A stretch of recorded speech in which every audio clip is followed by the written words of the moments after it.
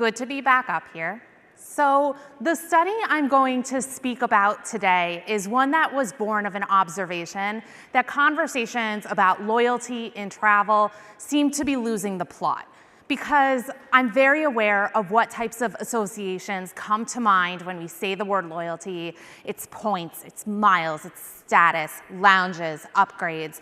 And those are all very fair. I know why those do come to mind, but they seem to stray extremely far from the actual dictionary definition that I've pictured above here, particularly the second one, a strong feeling of support or allegiance. Faithfulness, or what that would translate to in business is repeat brand patronage.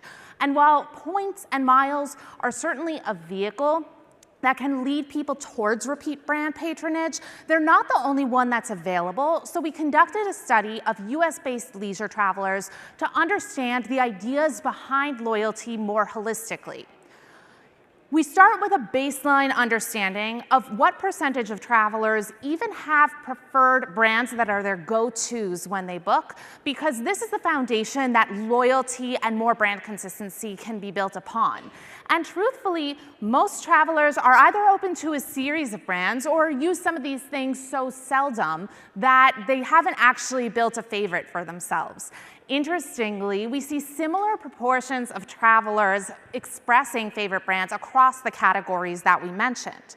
And looking into the stories and the backgrounds of how those go-to brands earned their status and their ranking as their favorite, some of the details, the selection criteria behind how people chose those brands go back to such business fundamentals that I almost worry people are going to find them boring. Because, for example, when we look at how a go-to airline was chosen, we see things like good value for the money, competitive prices. Things need to be within somebody's acceptable price range if they're going to choose it as a favorite airline that they want to go back to repeatedly. And other things are just about the airline working well. Things take off and arrive on time. There are convenient routes available, and there are convenient departure times throughout the day. For hotels, we see value for the money appear again, as well as price. Cleanliness, which relates back to our last housekeeping presentation, comes up as a very strong element here. Loyalty programs do work their way into the top 5 selection criteria when we get to hotels, as do amenities. OTAs break from the pattern a little bit because people with favorite OTAs are extremely value-driven compared to the travelers who have favorite travel providers for airlines or hotels. But other things that become important to them are the easy or convenient booking experience, the customer service, those competitive prices pop up yet again, and loyalty program comes in as the 5th most important for the selection criteria for favorite OTAs. So, quality of a product is never going to lose its relevance, it's never going to lose its importance, nor does pricing strategy. And when those two things aren't in place well, I can't say that I have any expectation that a loyalty program is truly going to move the needle on traveler behavior. However, for brands that have clamped down on their quality and gotten it to a high caliber, we can begin to talk about the program relevance more critically. Because at the end of the day, travelers are using these, and they're using these quite heavily.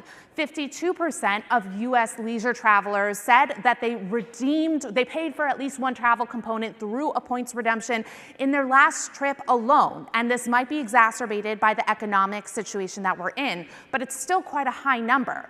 And when we look at the currencies that people are redeeming with, there are some interesting breakdowns by age, but they also seem to follow some of the generational stereotypes that we have in mind.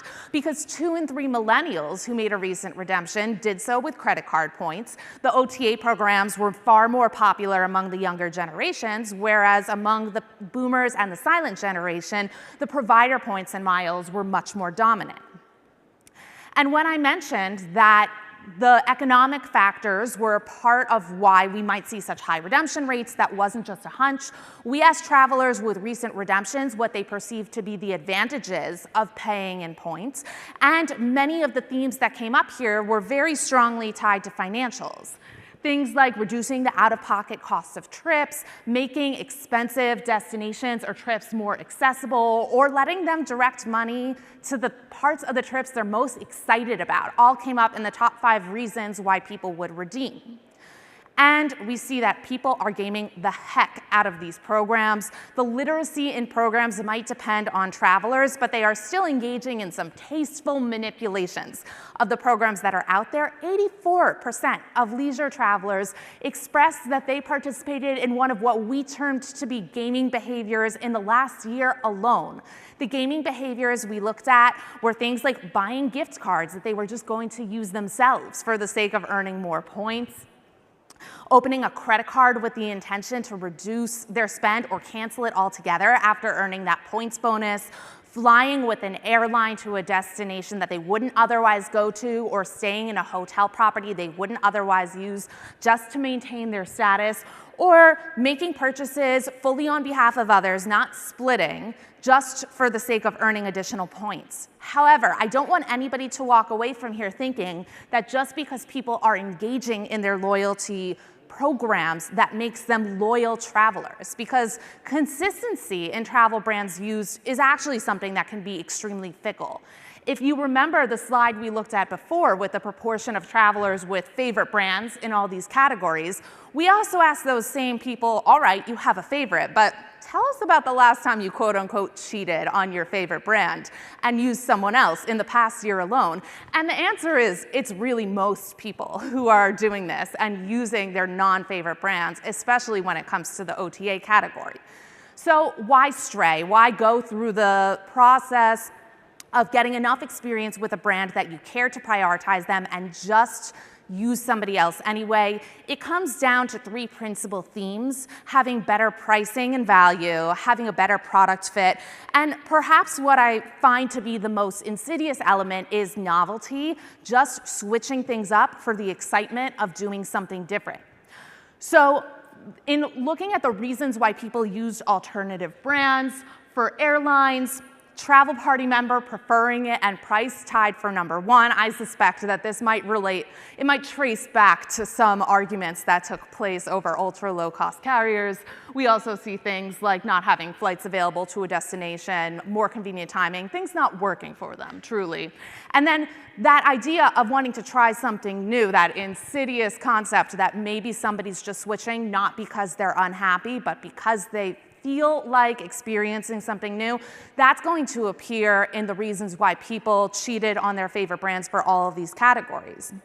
For lodging, location differences also were something important, whether it's where a property was situated within a destination or the fact that a hotel chain didn't have any properties within the destination at all.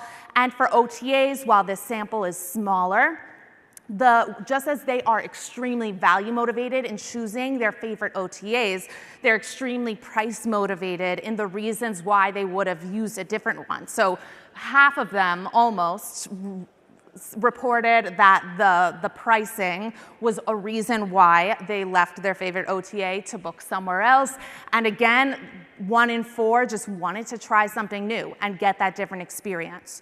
So if there's one thing I can truly impress upon you within this speech, it's that loyalty is not the product of an interaction with a program, but rather the totality of all brand interactions over the customer lifetime.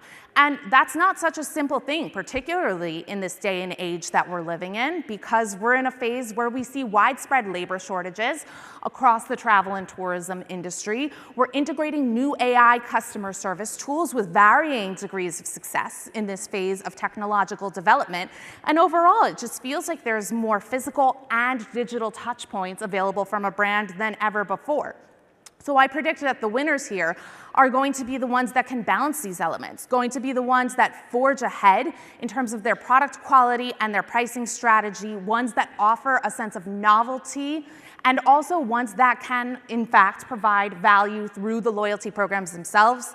If this is something that you're interested in learning more about, scan the QR code behind me. We just published our first article in a 3-part series on loyalty. This one is just on brand consistency. Thank you.